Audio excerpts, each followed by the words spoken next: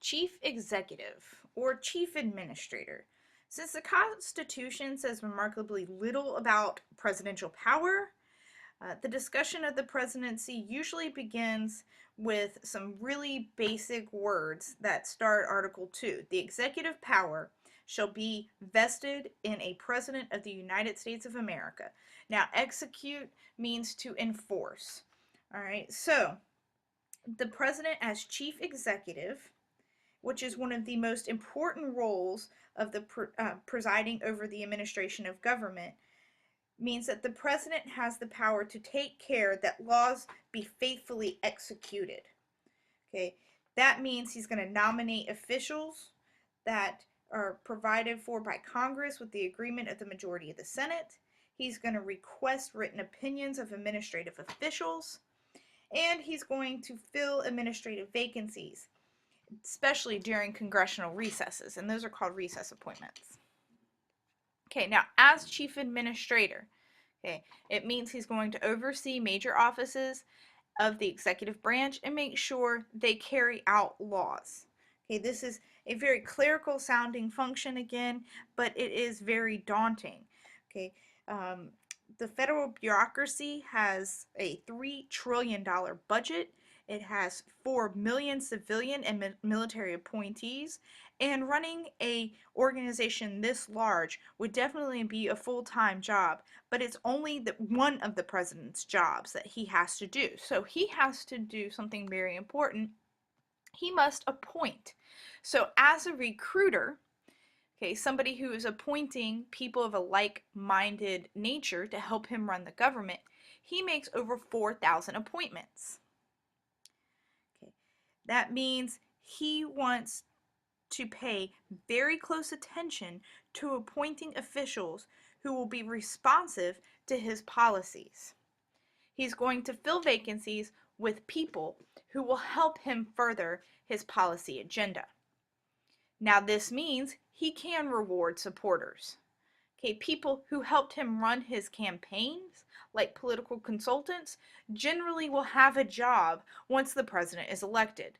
Like David Axelrod was one of the key political consultants to Obama's campaign in 2008. Once Obama was elected, David Axelrod then became the chief advisor to the White House. All right, so you have to keep in mind, though, that the president can only appoint people who are qualified. Now, before, in Andrew Jackson's heyday with the spoil system and patronage, you could put anybody in there. But they have to be qualified, and if somebody ran your presidential campaign, of course they're qualified to help you run the White House. Now, being a recruiter also allows the president to enhance ties with Congress. When appointing secretaries or even judges, the president can appease congresspersons by asking them for appointment advice. So the president could go to a senator, say he goes to Virginia Senator Mark Warner, which Mark Warner is a Democrat, and Obama would discuss things with Mark Warner. That would make sense. And he would say to Mark Warner, you know, who should, do you have any advice of who should fulfill the vacancy in the Norfolk Federal District Court? And then Mark Warner would be like, yes, I know this judge who would be great. I suggest that you select that person or recruit that person to fill that vacancy. And then when the president needs Mark Warner, then Mark Warner is going to remember, hey, he played nice with me when he was thinking of an appointment, so I'm going to play nice with the president. Okay, so again, as a recruiter and being able to fulfill vacancies to administrative positions and judgeships, the president can enhance ties with Congress. He can create a legacy by appointing people who in some cases will serve well after the president is out of office. He is ensuring that there are people to support the president's agenda long after he is out of government. So he can create a legacy by putting people in office that think like him even though he is gone. An example of that would be when a president appoints, or a liberal president would appoint a liberal Supreme Court justice. And then that Supreme Court justice will serve for a lifetime well after that president is out of office. and then that president's agenda can be maintained by the court. Okay. Foreign policy appointments. Joint Chiefs of Staff, who are these guys over here, they help him maintain the military and make decisions when it comes to military action. So, of course, by appointing these people, he is able to shape foreign policy. He also gets to appoint the Secretary of State, who is the head diplomat for the country, and that's John Kerry now. He also gets to appoint the Secretary of Defense, and all of these people help the president make informed foreign policy decisions.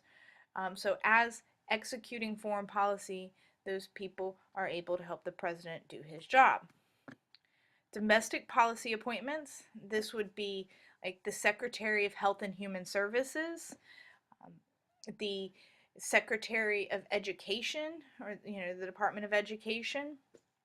And these people can give him advice on domestic policy. You also make economic policy appointments.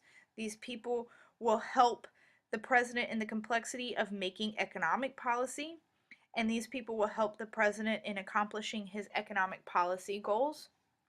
This would be like the Council of Economic Advisors or the Federal Reserve Chair, and we now have our first woman Federal Reserve chairperson, Janet Yellen, and that person was appointed by Obama because he likes her policy preferences on monetary policy.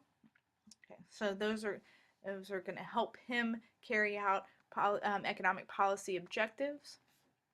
The president can make recess appointments as well. And a recess appointment is when the president fills a vacancy when Senate is not in session. Because remember, through all of these appointments, as a recruiter, he has to get these appointments approved by the Senate. And it takes a supermajority, a majority. Well, it can take a supermajority if you have the ability to filibuster an appointment, which they don't anymore. Okay, so presidents can fill vacancies when the Senate is not in session. So if there is an empty space, the Senate's not there to approve the presidential appointment, the president can go ahead and put somebody in that spot. Now, that appointment will technically expire when the Senate comes back. And generally, the president does this when the appointee is pretty controversial. And we'll talk more about recess appointments and that political game when we get to Congress versus the president. Okay, so again, part of being a chief administrator or a chief executive is taking care of business. Okay, now what that means is that the president is the administrator and the enforcer. He implements and oversees government programs. Okay, so he implements and oversees government programs. So let's take the Affordable Health Care Act. That was passed by Congress. It is the president's job to put that program into place. Now, of course, he didn't do it by himself. As a recruiter, he appointed people to help him. The person that he had to help him was Department Secretary Kathleen Sebelius, Health and Human Services Secretary. Kathleen Sebelius helped formulate the method in which the Affordable Health Care Act would roll out. And we know that that was a disaster. The website didn't work. It took a month for them to get the website to work. And 1 million people have signed up in the federal healthcare exchanges.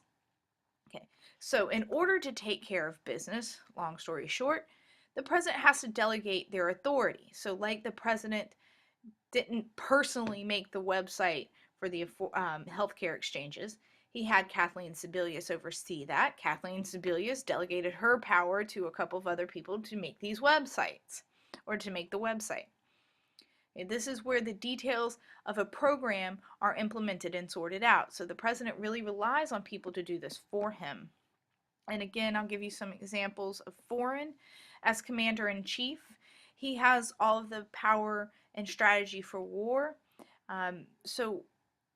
The president has never served in the military, so how can he take care of war business when he doesn't have that military background? Again, he relies on the Joint Chiefs of Staff and the Secretary of the Department of Defense to do that.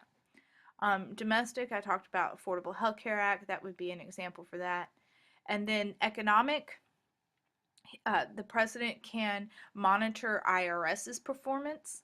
If the president believes that the IRS is implementing tax policy too stringently or is being too strict, then he can suggest changes in how it's carried out. But the president isn't going to come to your house and collect taxes from you personally. I would probably pass out if that happened. Okay. Again, running the government. None of these that I'm going to tell you are mentioned in the Constitution. Okay, the White House staff. Here's a picture of the people who work in the West Wing, or they did, because there was Rahm Emanuel, and Rahm Emanuel is no longer in the West Wing. He's mayor of Chicago. But this is a picture of the president's old White House staff. Okay, the White House staff is the president's inner circle of closest advisors. They're very loyal to the president, so he relies on them more than any other group. They don't need Senate approval, so they're really more important to him than the cabinet because they are loyal only to him. Again, these tend to be people that helped him run his campaign or people that helped him get elected. The head of the White House staff, which I'll go into more detail when we talk about the bureaucracy, but the head of the White House staff is the chief of staff, and the chief of staff is the president's right-hand man. You also have other people in the White House staff, like the press secretary, the speech writers, people who work with the president and Congress specifically. Okay. So that's the closest set of advisors, again, not in the Constitution. Now, then you have the executive office of the president. These are further removed, but they are a collection of offices and agencies that assist the president, not as close as the inner circle of advisors of the White House staff. And they're actually further away from him in location too, because they're across the street from the White House. Examples of executive offices would be the Council of Economic Advisors that prepare an annual economic report and summarize effects of economic policy for the president. The Office of Management and Budget, or the OMB, which you are going to get tired of hearing about, and the OMB helps prepare the budget proposal with the president. The National Security Council, which is the president, vice president, secretary of state and defense, the head of the CIA, the Joint Chiefs of Staff, and they coordinate economic policy. Okay. Then you have the cabinet. The cabinet is even further away as closeness to the president. They are biased advisors. The reason they are biased is that they're really worried about protecting the interest of their particular department. Now, that means that cabinet members often push their departmental interest and their constituents above and beyond what the president might want in his particular policy agenda. For example, the Department of Agriculture has farmers as its constituency. So the Department of Agriculture really is only concerned about support for farmers. And they're going to advise the president biasly as far as pushing policy that's going to benefit the farmers. So often, a cabinet department secretary starts as an advisor to the president, but as they become more involved with the policy of the cabinet department that they're head of, they go native. Okay? And going native means that they no longer are aligned with the president's agenda necessarily, and they're more worried about theirs.